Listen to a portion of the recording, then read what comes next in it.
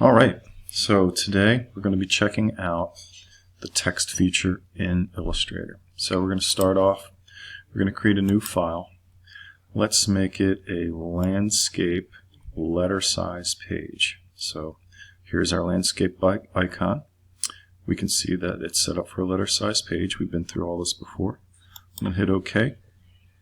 There we go. And so now I just wanted to go through some of the features that you can do with text. You may have seen some of this before, but I thought it would be helpful for those of you who need a refresher or haven't seen this before. So here we have our text icon. So right now, what we're working with is the type tool. You can do type on an area, type on a path, vertical type, vertical area type, and some other things here. But for most of our purposes, I'd like to show you type tool, type area tool, and type on a path. So let us start out with just doing the type tool. So by just clicking, it places an anchor point.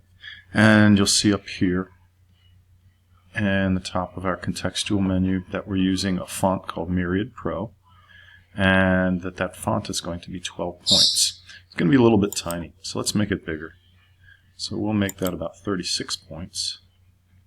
Actually, it looks like, yes, that is a text box. So we're going to delete that.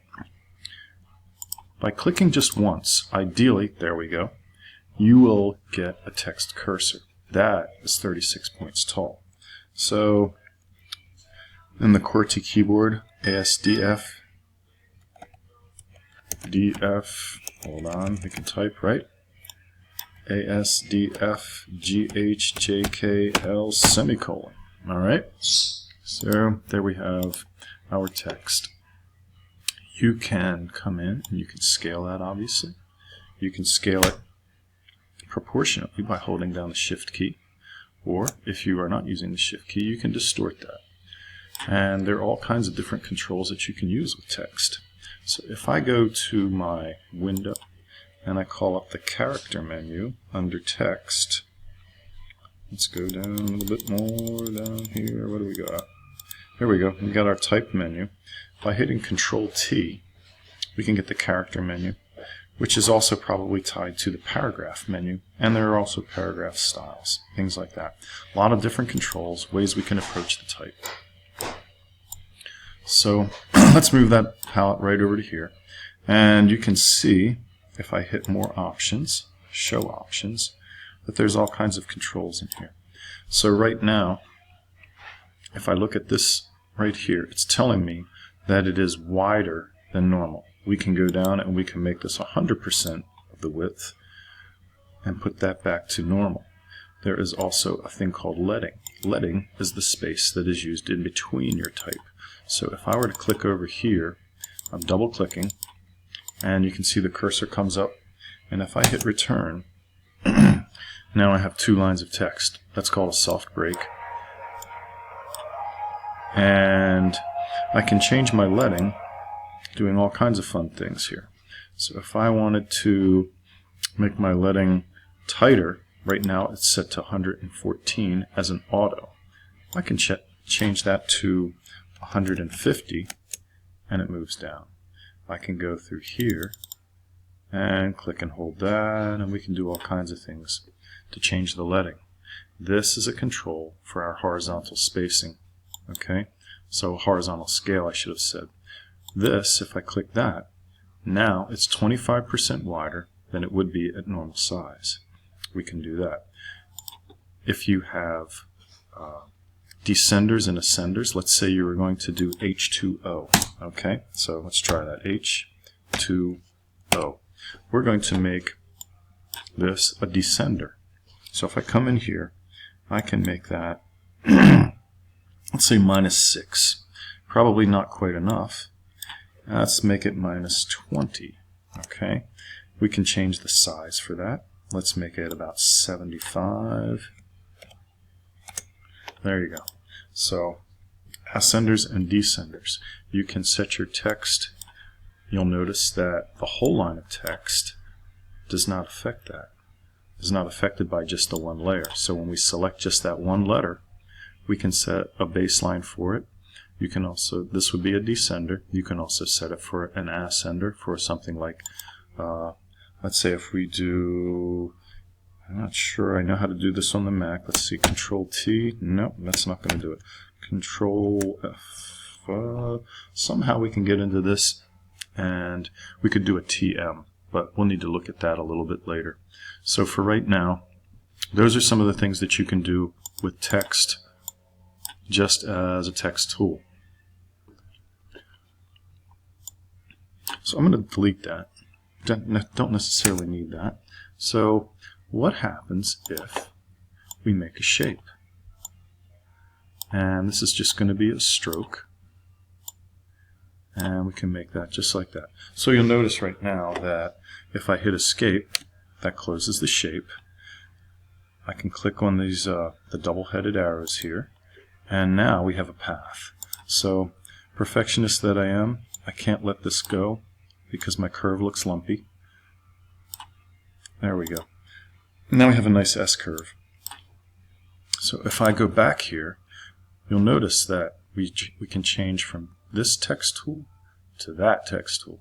Okay, so what we're seeing here is text on a path. So if I click that, ASDFDFJKL semicolon, okay, and right now the type is set for being centered, it looks like within that. So if I were to come here and grab this, there's all kinds of ways. Now, can you see how the cursor changes there and we get that arrow? If I click this, I can move that text, and we can move that all around on a path. Right now it looks like it is center justified, and there's probably a control in here that they have recently changed that I'm not aware of. Let's see what we get here. There we go. So now I can flip it upside down. This comes in real handy if you're trying to do rotated text on a government style logo. So lots of fun we can have here. If I wanted to flip that back, I just come here and we're good to go. And this is my end kind of a cursor there, so we can move this back and forth. You can come in here and with your paragraph you can set things for center justified, left justified, or right justified. And that is not necessarily just confined to a text on a path. If I were to come in here and type ASDFGHJKL semicolon, so now what we have is a piece of text that is center justified. We can click that and make that left justified or right justified. Right justified comes in real handy if you've got a string of numbers and you're trying to edit those. But for now, I think that's a good start. So let's take a minute and see if we can't figure out how this text is being aligned in the middle of the line, because normally I'm used to seeing it sit on the top of the line. I think what I'm going to do is I'm going to save this file and we're going to upload this video. But before we do that, let's do something a little bit more fun. We're going to take the shaper tool, we're going to make a circle. Alright, and then I'm going to come over here and we're going to click there. So now what we've got, ASDFGHJKL semicolon. Now what we've got is text on it. That is, what is this called here? The area type. So now all our letters are confined to being inside this. So I can come here and make this a little bit smaller so you guys can get a chance to see what's going on. I'm going to do a Control A to select all this text. If I make this smaller, and I can come here and select Auto. So now let's go back and we'll make this a little bit bigger. And let's change our center justification. We can can come back and make this even bigger. Let's go for 60 points. There we go. It appears that there is something above that. Nope. So these are artifacts up here. That's not necessarily the way your text is going to be. So you can see that our text is kind of off-center there. If I come in here to the paragraph tool and I tell it to not hyphenate, there we go. All kinds of different ways that we can control text. So that was in here under paragraph. I can turn on and off hyphenate. Okay? Without that, we get a little bit more control. So we have here text on the path. This is just a regular text icon, which would be called the type tool. And then we have area type, which is down here, which is inside basically a circle. We can have a whole lot more fun with this text. There's all kinds of ways to flow text, and that's mostly what I wanted to get to. So let's take a break here. I'm going to save this file, and then we'll come back in a minute and have some more fun.